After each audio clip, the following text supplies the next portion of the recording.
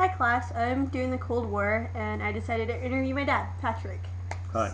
So, you grew up during the Cold War, right? Yes, I did. What was that like? Well, you see things on TV now. It's a joke now, but when I was a kid growing up and going to school, Mm-hmm. we had signs on every building, a yellow sign with the radiation symbol on it, and they were fallout shelter signs, and it said how many people that building could possibly hold.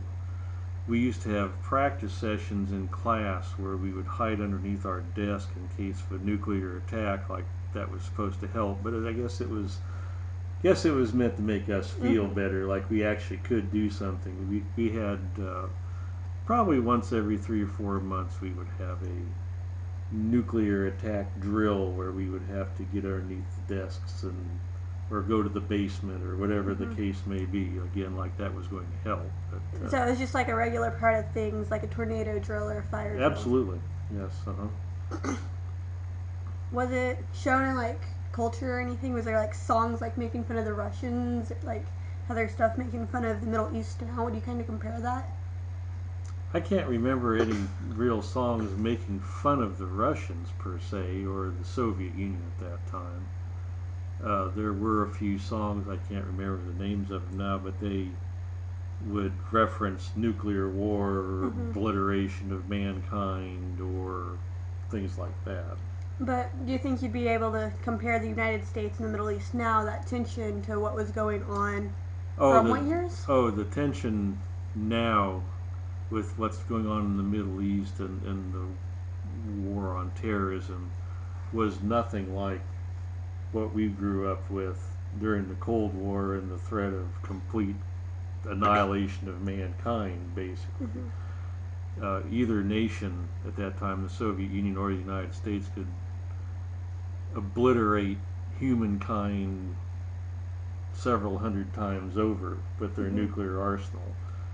And people don't understand we came about this close to that any Quite a few number of times. times Cuban during the Missile 60s and the Crisis, 70s. crisis, and how long did it last? Would you?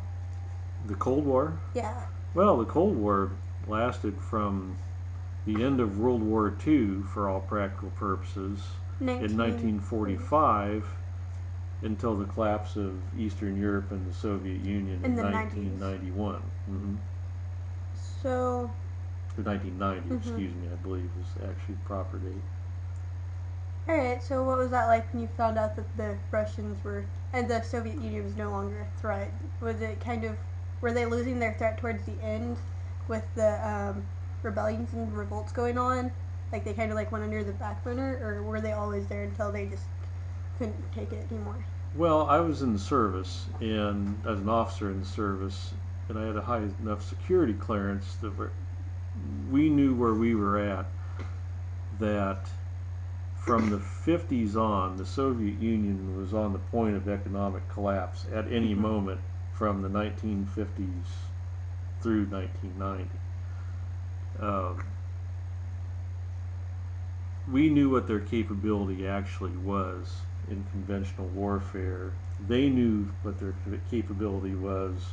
They knew we knew. Their The, bark was worse than a bite. the public did not know. Yeah. Let's put it that way. Where I was at in the Marines, we trained at one point in time with the Spetsnaz, which is the Soviet Special Mm-hmm. Forces uh, uh, platoon of them. We trained with them. Good guys, tough guys, well trained, nice guys. Drunk a lot of vodka, drink you under the table. Seriously. But they told us themselves that there was no way they could ever Yeah. be in any kind of conventional war with the United States because it wouldn't even be a fair fight. That's one reason why Europe was never Mm-hmm. really in as much danger as what the public was led to believe during that time because they knew there was no way they could If ever win a conventional war there. So, if the Soviet Union was so lacking with money and stuff, how are they funding the space race and getting the men into space on Sputnik and whatnot? Well, just like the United States, their whole space program was nothing more than an excuse to design and build intercontinental ballistic missiles. that was the whole idea behind the space race, both in the Soviet Union and the United States. The rockets that propelled men into space on both sides were actually the same ones that were being tested to fire intercontinental ballistic missiles at each other. So the space race is kind of this, like a cover up for. not really a cover up. I mean, it was kind of an ancillary product of it. Mm-hmm. We got way more out of ours than they got out of theirs. I mean, most of the products you use today came from diapers, NASA. remotes. That's exactly right. It came from space exploration or preparation and research for space exploration. Mm-hmm. So the Cold War was mainly between the USSR, which is now Russia, and 13 other countries, and the United States. What were the other countries involved, and why did they pick whatever side they did? Well, this all goes back to the end of World War II. At the end of World War II, Germany obviously was defeated. Nazi Germany was defeated. You had the United States, Great Britain, France, and other Western powers who were entering Germany from the west, and you had the Soviet Union, who was going through what was originally Poland and what then became Poland, mm-hmm. from the east. And actually, the United States and Great Britain allowed the Soviet Union to capture Berlin. That was part of the deal mm-hmm. that was arranged between the countries, because they knew after the war it was going to be split into 4 sectors of control, both Berlin and what was Germany at that time. Basically, those nations, or that territory that the Soviet Union had conquered isn't the proper word, that they had occupied, mm-hmm. that before the end of the war, those became satellite nations under communist rule of the Soviet Union. East Germany, which was their sector of Germany that they had, Poland, Czechoslovakia, Romania, Bulgaria, etc. Those nations were basically on one side. Mm-hmm. The rest of Western Europe, the West Germany, France, Sweden, Switzerland, Norway, Western Europe, that's right, Spain, those countries were on what became NATO countries, the North Atlantic Treaty Organization. Yeah. And those were the two basic antagonists in the Cold War. Mm-hmm. Berlin and everything. What was the wall to you? And what did it mean to you? And well, it was imprisonment, is what it was. They had to build that wall because there were so many people trying to get from East Berlin into West Berlin to take advantage of the United States or English mm-hmm. rule, that they had to build a wall to keep them in. Otherwise, it would have been a ghost town, East Berlin. So, wasn't Palestine and the Middle East, wasn't there a lot of turmoil going on with them choosing sides too? Well, the Middle East became this testing ground, or kind of a proxy war between the Soviet Union and the United States. Mm-hmm. They used our weapons on either side. Generally, the Arab nations were funded and equipped by the Soviet Union. Israel, which was the main problem in the Middle East, mm-hmm. was mostly equipped by the United States. Iran was also at that time.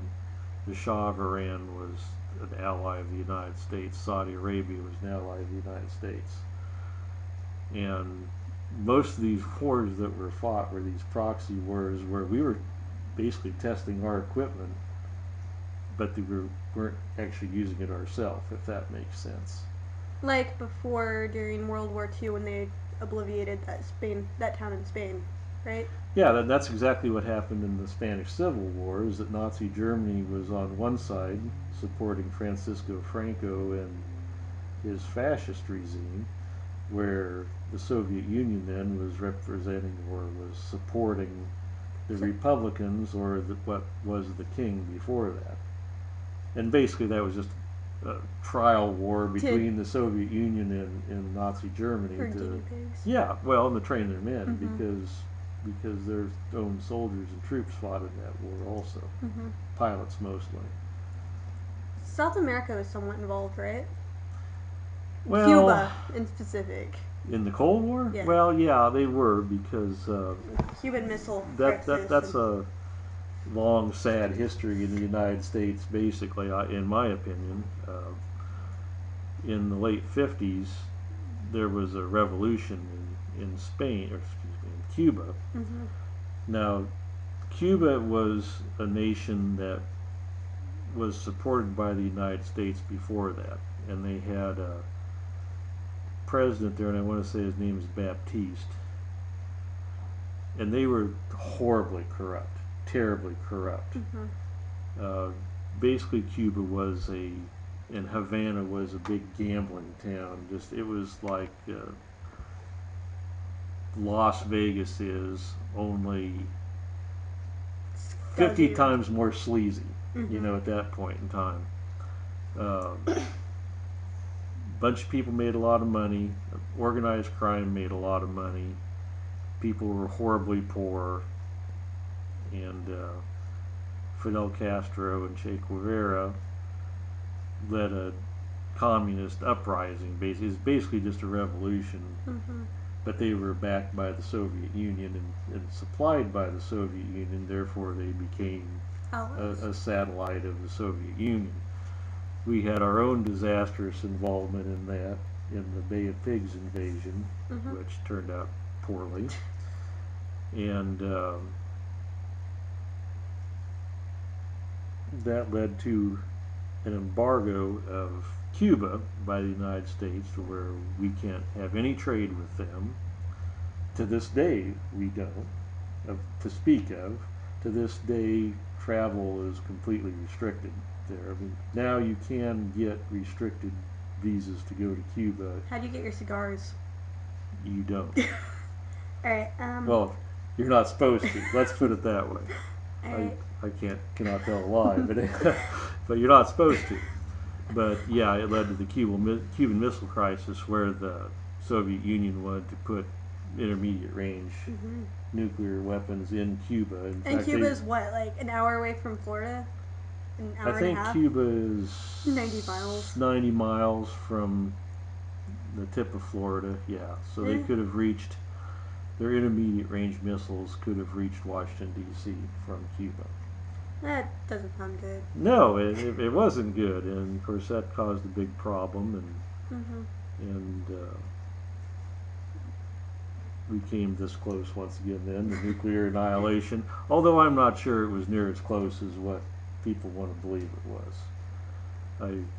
No one wanted it at the time, and basically it was a win-win situation by the time it was done, because Mm-hmm. they ended up pulling all their missiles out of Cuba, but at the same time we removed a bunch of them from Turkey, which is the whole reason why they actually took them away from Cuba. So we kind of started it. No, not really, because, well, it's hard to say starting something then, because everybody was kind of doing like something. gradual, and it kind of built, but. Well, neither side was the good guy, neither Mm-hmm. side was really the bad guy. Mm-hmm. Because everybody was always trying to get a leg up on each other at the time. Mm-hmm. You know, we were setting up little puppet governments in countries, and they were setting up little puppet governments in countries, and we were giving rebels in one country a bunch of arms and support, and they were giving rebels in another country all kinds of arms and support. So, Mm-hmm. you know, it was. So basically, it was just two countries, just like mind games, and the Cold War. What would you? Oh, I don't know if I'd call it mind game or not. It was serious business. You know, it was. There was a certain amount of psychological warfare going on, Mm-hmm. but at the same time, there's an awful lot of physical warfare going on too. Yeah, between using the other puppet countries. Yes. But Yes. would a nuclear missile really? Do you think one would have been launched if the circumstances? Obviously, it didn't. Never mind. Could have one been launched? Mhm. Absolutely. Mhm. Absolutely. And then there was situations where it came close. Mhm. There's one story where a rogue Soviet submarine, there were plants put on by the KGB, and they were going to launch a missile from the submarine against Honolulu, and they actually got in position. And the theory is that they didn't understand, they didn't have the proper launch code for it. They didn't understand that there was already a redundant system built in, and when they tried to launch it, it exploded in the submarine. Not the nuclear warhead did Yeah. it, but the rocket part exploded in the submarine and sank the submarine, which led to a whole nother covert Yeah. war. But that's what the theory was anyway. Mhm. So, do you think the world right now is at risk for nuclear disasters and stuff like that? Well, I don't know. Do I think there's going to be a conflagration like could have happened between the United States and the Soviet Union? Probably not. The problem now that we face in the world is that when the Soviet Union collapsed, they, let's say they didn't keep a real close tab of where all their nuclear weapons are and where they went. So there's some question as to whether certain groups may have some of these nuclear weapons. Yeah. Now, can they use them? Who knows? It's just saying, I have it, I have it. Well, do they? Mm. Who knows? Pakistan has nuclear weapons. India has nuclear weapons. China has nuclear weapons. France has nuclear weapons. England has nuclear weapons. You know, who knows? There are probably enough advances on them right now that one of them could destroy the world. Oh, I don't think I'd go that far. But, okay, well, I only needed 10 minutes and we're at 18, so I think we're okay. good. Okay. Alright.